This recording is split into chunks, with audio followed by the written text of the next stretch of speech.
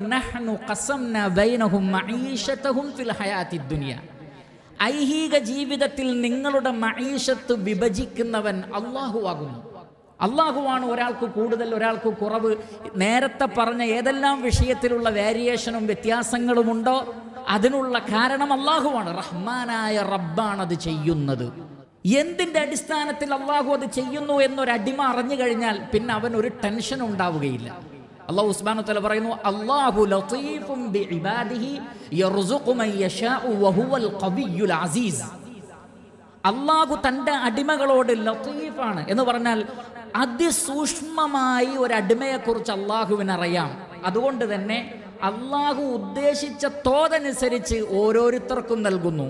റബ്ബിന്റെ കഴിവുകേടല്ല. വഹുവൽ ഖവിയ്യു, അവൻ അങ്ങേയറ്റം ശക്തനും അൽ അസീസ് പ്രതാപവാനുമാണ്. എല്ലാവർക്കും നൽകാൻ അല്ലാഹുവിന് കഴിവുണ്ട്.